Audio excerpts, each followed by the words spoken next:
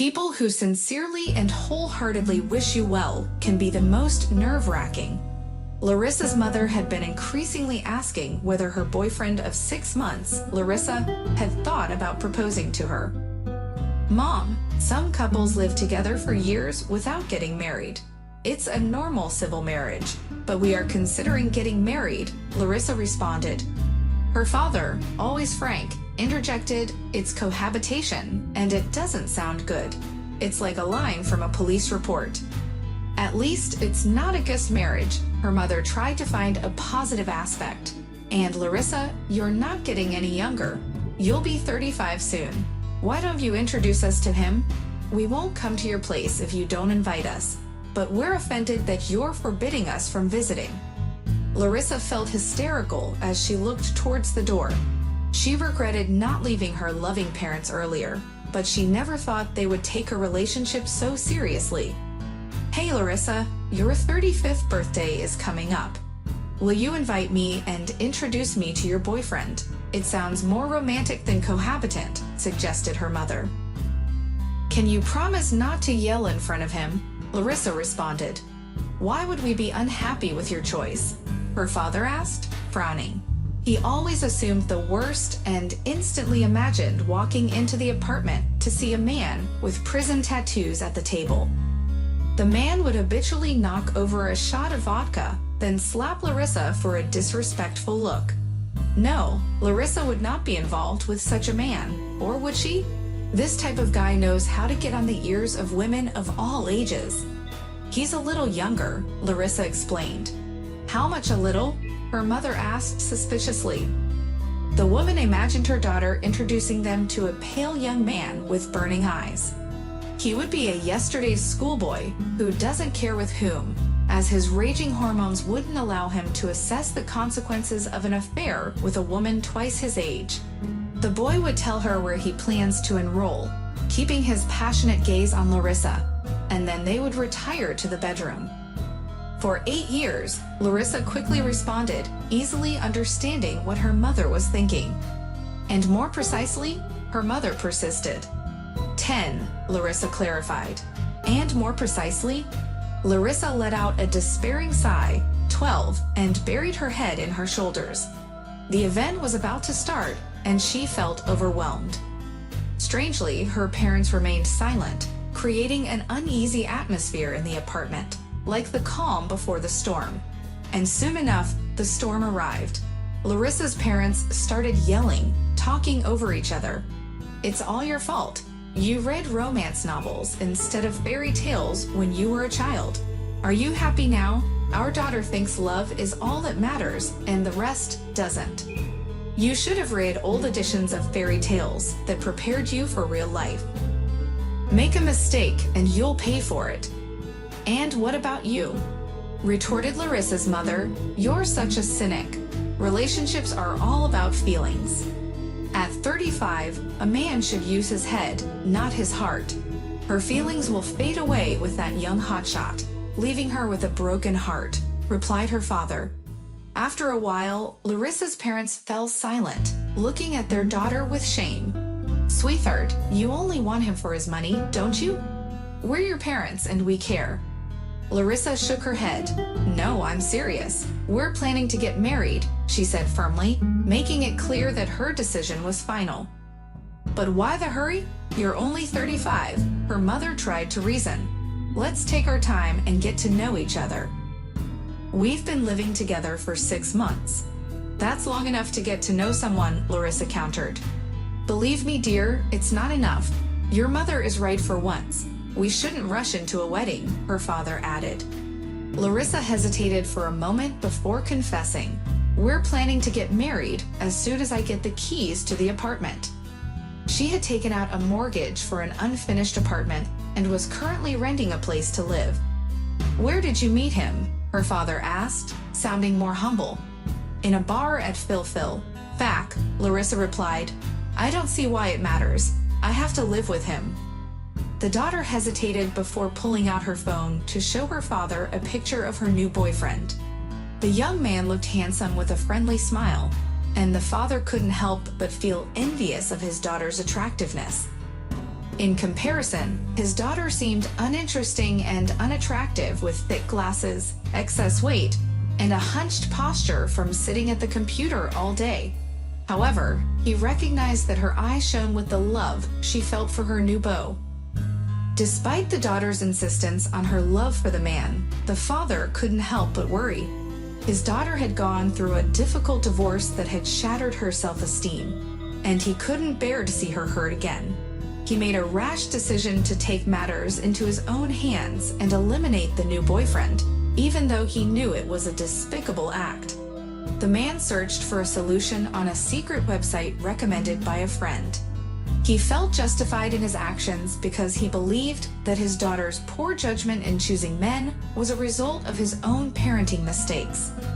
However, as he listened to his wife's peaceful snores, he began to have second thoughts about his plan.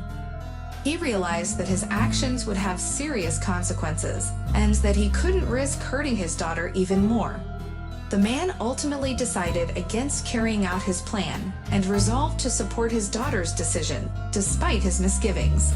He recognized that his daughter was an adult capable of making her own choices, and that he needed to respect her autonomy and trust her judgment. The mother lay awake in bed, her mind racing with worry.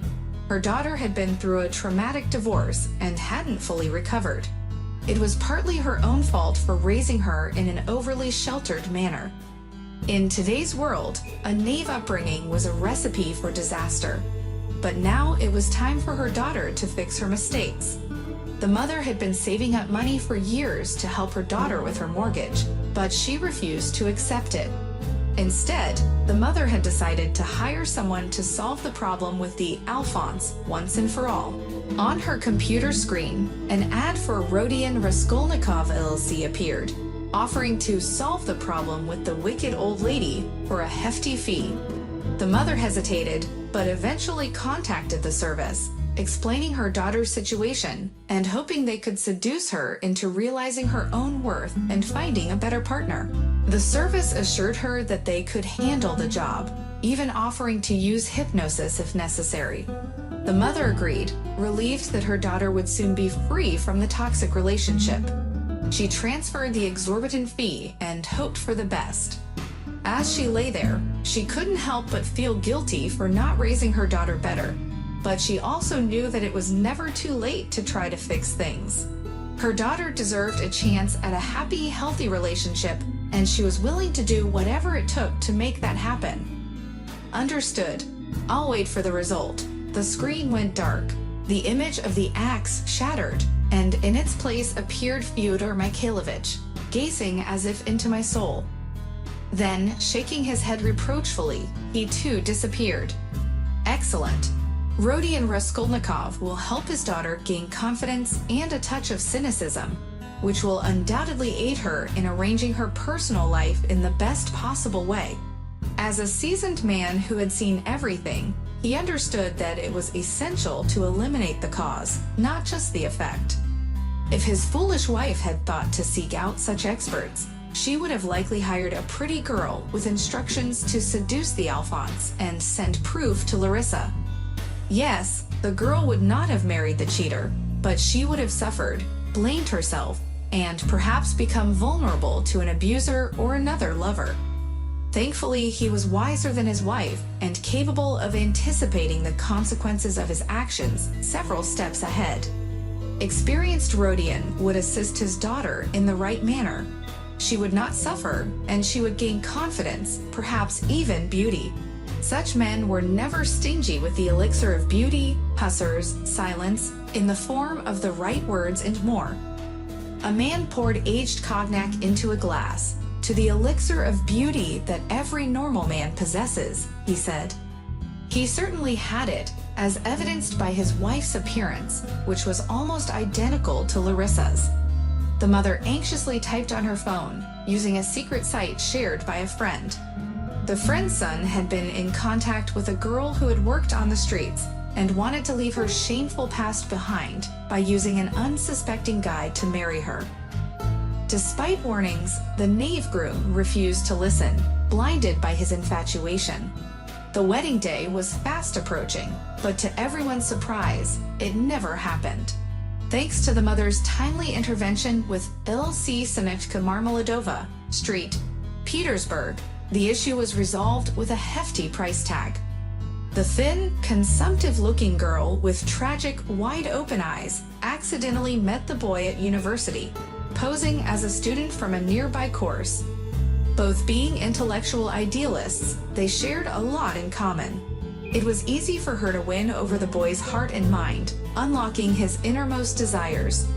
However, one night in a hotel was all it took for him to realize the monstrous mistake he was about to make. He had coined the phrase, "Duck pasties are the best wives," as a virgin who knew nothing about women. A woman who was willing to sell herself so easily was not suitable to be a wife. The next morning, the girl left for Street Petersburg, and the boy saw his chosen one in a different light. He noticed her vulgar behavior, her love for alcohol, and, most importantly, her greedy and insolent gaze, lacking honor and dignity. How had he been so blind? He recovered from his infatuation and turned his attention to other girls. He even learned French to cure his runny nose and become more attractive to the opposite sex. Expensive, but worth it, the satisfied friend whispered in his ear, glancing back. "She offers other discreet services as well, if you catch my drift." The woman trembled as she contemplated committing an unsavory act that went against her principles. Love, emotions, and the taboo against meddling in affairs that didn't concern her. Her husband was right. Her daughter needed saving. She had raised her to be a knave fool who believed everything and everyone. The Alphonse could easily take advantage of her and not only steal her apartment, but also destroy her daughter's self-esteem and leave her depressed. Something had to be done. Sitting in the heart of the city, the woman's fingers tapped on her phone screen. She pulled up an image of a typical Street Petersburg courtyard well, and the camera focused on a dingy little room with only a bed and a toilet closet. "Klavia Petrovna recommended you to me," the woman typed with shaking fingers. "My daughter is involved with an Alphonse. I need her to see his true nature and start dating decent men." The amount that popped up on the screen made the woman clutch her head. It was even more than she had anticipated, but her daughter's happiness was priceless. Sent. "Now the photo. I'll find it." Wiping away her tears, the woman sent a picture of the Alphonse her daughter had mentioned, slightly surprising the woman on the other end. Wait for the result. The image of the squalid room shattered into pieces, replaced by the figure of Fyodor Mikhailovich, who appeared to be staring straight at her. He wagged his finger and vanished. That was it. The woman collapsed onto the bed, tears streaming down her face. She didn't know if she had made the right decision, and the uncertainty made her uneasy. Her husband, smelling of cognac, joined her a little later. Larissa yawned and stretched tiredly. She didn't feel like going home for some reason. No, she loved Mishinishka, but his constant idleness was starting to wear on her. She pushed away the thought that crept into her mind. He's been on your back for 6 months.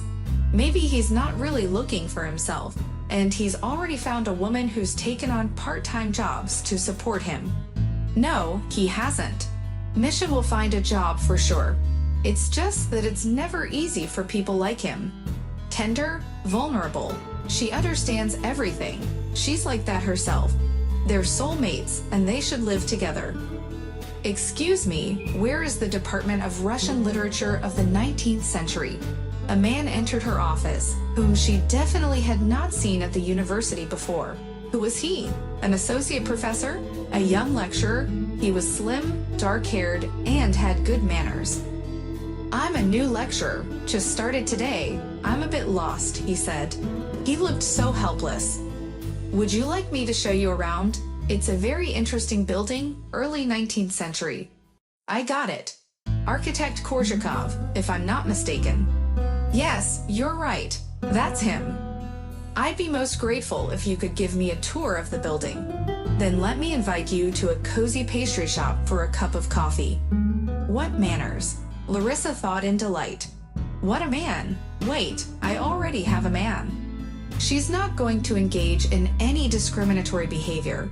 She'll simply have a cordial coffee date with a gentleman. Michael was returning from a fun outing with a friend, in contrast to his melancholic ex-partner. He didn't feel awkward receiving support from Larissa, as their arrangement was fair. She provided financial assistance while he offered her his company and access to his gym-built physique. Thankfully, Larissa had taken on part-time jobs to sustain their lifestyle, resulting in limited interactions between them. Despite his youth, Michael understood that women who had been mistreated by previous spouses, insecure and unattractive, were capable of becoming manipulative and controlling to keep their partners in check. A car with St. Petersburg license plates pulled over beside him. It was a Jeep worth 2 apartments. Michael hoped to own one like it someday. "Excuse me, young man, do you know if there's a decent club in this town?" inquired the well-groomed, alluring, and modestly dressed woman who could have been in her 20s or 40s. "Would you like me to show you?" Michael offered, shamelessly admiring her as she seemed uncomfortable with his gaze. "That would be wonderful. I can't seem to find it on my own," replied the stranger, who had come to visit a friend but had difficulties reaching them and driving in the dark. The woman also happened to be a successful politician from St. Petersburg who was currently unattached. Michael's lucky break. He envisioned himself becoming a deputy or even higher through this connection.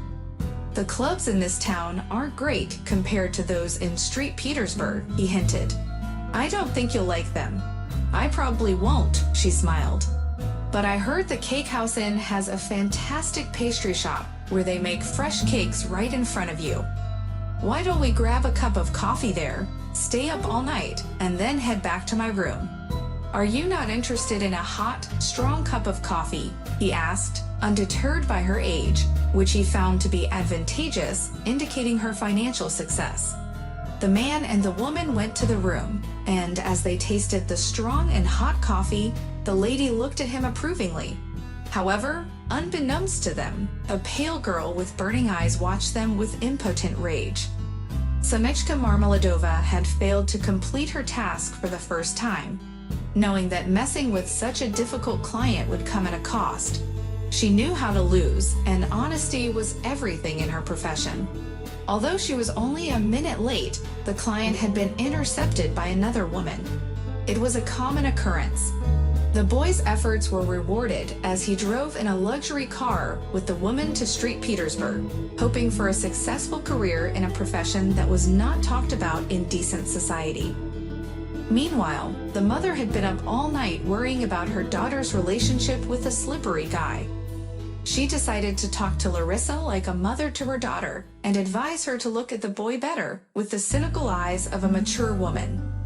There could be no happy marriage with a dishonest man, and Larissa may even throw her out when she finds out that she paid for Sanja's services. However, when the mother went to Larissa's house in the morning, neither her daughter nor her boyfriend were there.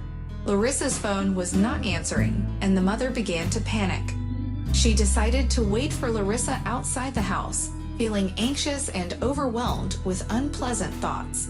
As the woman sat alone on the bench, lost in her thoughts, a polite voice interrupted her reverie. "Do you mind if I sit down next to you?" asked a young man who stooped down beside her. He was thin, dark-haired, and very interesting. The woman shook her head, annoyed at her own distracted thoughts. She didn't have time for conversation with a handsome stranger. Their knees accidentally touched, and the woman felt a heat rising within her. She scolded herself for acting like a teenager with bubbling hormones. "My name is Rodion," the man introduced himself calmly. "I happened to be walking by and saw you sitting alone on the bench. You know, Dostoevsky called faces like yours overturned, meaning you seem very disturbed about something. Why don't we go to the pastry shop at the Cupcake House and taste their famous passion-burning coffee and incredibly firm and satisfying cupcakes? You can tell me all about it, and perhaps I can give you some advice." He put his palm on her hand, and the woman found herself drawn to his long, aristocratic fingers. Then a voice, perhaps her conscience, whispered into her ear, "You're old enough to be his mother." She looked into his eyes and was tempted to disappear into a love story, but she quickly pulled herself together. She had a husband, and she couldn't go out for cupcakes with a stranger. "No," she said firmly. "I'm waiting for my daughter. She's out with her boyfriend, and I'm going to wait for her. Please don't get in my way." Rodian's eyes flickered with surprise, or perhaps disappointment. "I'm a married woman," the woman added, asserting her boundaries, "and I would never go for cupcakes with a stranger, only with my husband." Rodian sat in his car with Street Petersburg license plates and stared at a photo, puzzled. So this was Larissa's mother. He thought to himself how much women looked alike. He almost had a client's wife. How embarrassing. He wondered where Larissa was and decided to wait for her in the car. She would show up eventually, and he would get the job done. Larissa accompanied the new teacher around the university, showing him the different departments and buildings. Afterward, they decided to grab a cup of coffee, and she found herself having a great time with him. Time flew by, and before she knew it, he suggested that she come over to his house to check out a rare edition of Dostoevsky. She eagerly agreed, and they spent the night discussing the works of the famous author. Larissa couldn't help but feel drawn to him, as if they were magnetically attracted to each other. As he took her hand in his, she shuddered, thinking about the Alphonse waiting for her at home. But then her phone rang, and she saw that her mother had called her over 500 times. Panicking, she realized she had to go home right away. The man, sensing her distress, offered to drive her home, and she gratefully accepted. When she arrived, her father looked frightened and told her that her mother had left and wasn't answering her phone. Larissa called her mother, who was outside her father's house, breathing in the air. Her mother was excited to tell her about the man of her dreams and asked her to come meet him.